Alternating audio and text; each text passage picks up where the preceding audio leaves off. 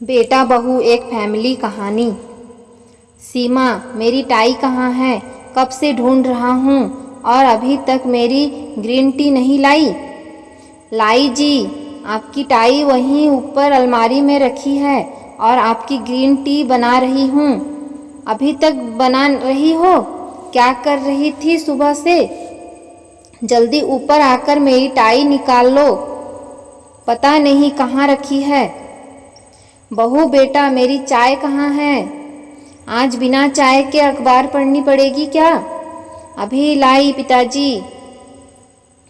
यह है हमारी सीमा, जिसका घर रोज सुबह सुबह किसी लड़ाई के मैदान से कम नहीं होता। मीना जी, सीमा की सास की तबीयत जब ज़्यादा खराब रहने लगी तब से घर की सारी जिम्मेदारियां सीमा के ऊपर आ गई। बच्चा भी अभी छोटा है, सिर्फ 1 साल का ही है, तो उसकी देखभाल, घर के सारे काम, मीना जी की देखभाल, समय पर दवाइयाँ, समय पर खाना और यहाँ तक कि बाजार से सामान लाने की जिम्मेदारी भी सीमा की ही है। बहू, दूध का बर्तन देना जरा तो। दूध वाला आया है, मैं ले आती हूँ। अरे माँ, आप क्यों उठकर आई? मैं जा रही थी लेने। आप चलिए कमरे में आराम कीजिए, मैं ले लूँगी। मीना जी को रसोई में आया देख सीमा ने कहा। मीना जी हार्ट पेशेंट हैं और अभी कुछ दिनों पहले ही उन्हें हार्ट अटैक आया था, तो डॉक्टर ने ज़्यादा से ज़्यादा आराम करने के लिए कहा है। इसलिए मीना जी पहले की तरह सीमा की मदद भी नहीं कर पाती हैं। सीमा जब रजत से शादी करके आई तो मीना जी से हमेशा डरी डरी रहती थी, लेकिन मीना जी के हंसमुख और सौम्य स्वभाव के कारण सीमा का सास के प्रति डर खत्म हो गया और उसकी जगह प्रेम और मित्रता ने ले ली। सीमा और मीना जी सास बहू कम और सहेलियां ज़्यादा लगती थी। माँ, आप बस देव को थोड़ी देर संभाल लीजिए, मैं सब देख लूँगी। सीमा ने बच्चा मीना जी को देते हुए कहा और फिर भाग कर सारे काम खत्म किए। रजत, सीमा जी का पति, ऑफिस, पिताजी टहलने और अपने मित्रों से मिलने चले गए।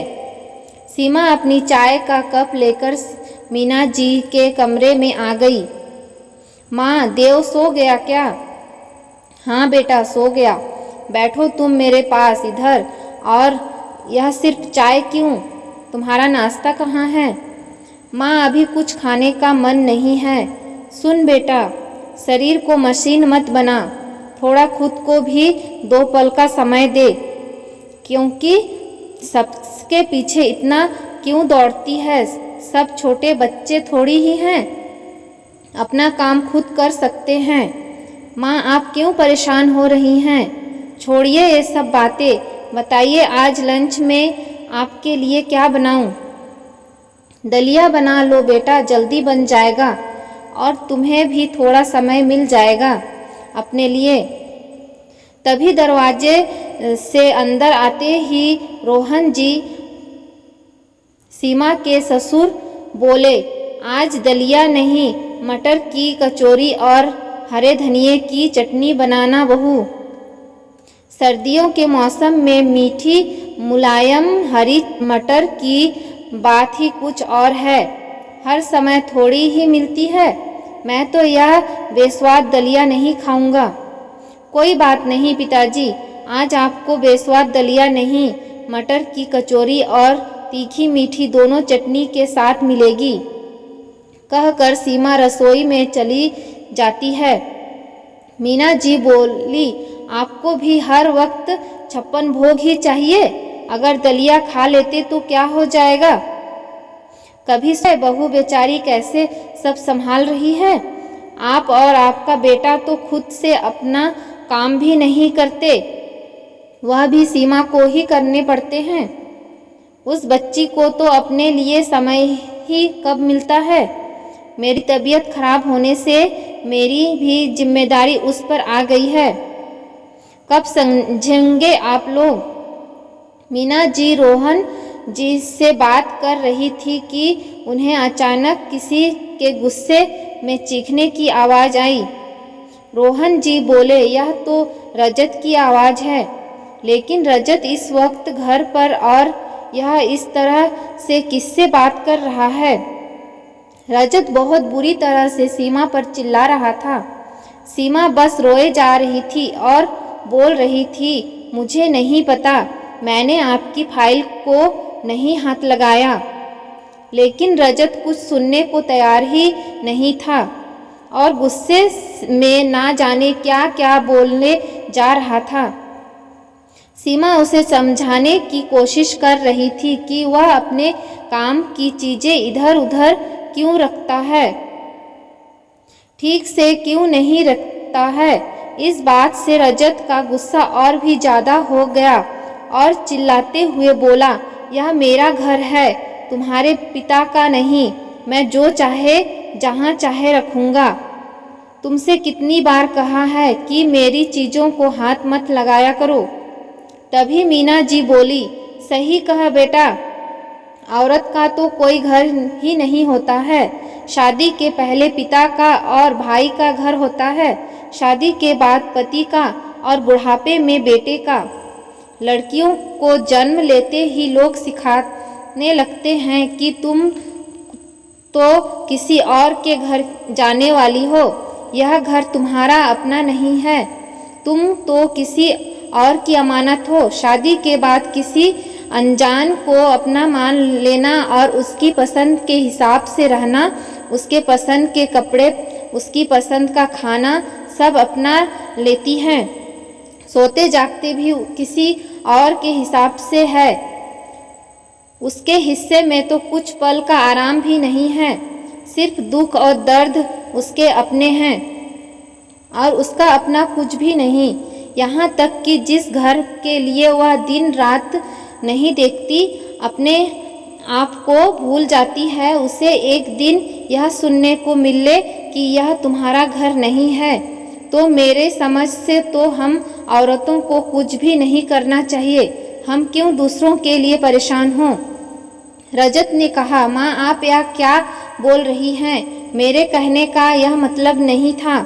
मेरी यह फाइल नहीं मिल रही है, ऑफिस में भी नहीं थी, तो मुझे लगा सीमा ने कहीं रख दी है और उस फाइल के बिना मेरी मीटिंग भी कैंसिल हो गई, तो उसमें बहू का क्या दोष है?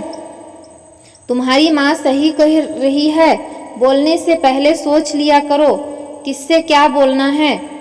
बहू सुबह से ही घर के कामों में लग जाती है, रात को भी हम खा पीकर आराम कर रहे होते हैं, लेकिन तब भी वह कामों में ही लगी रहती है।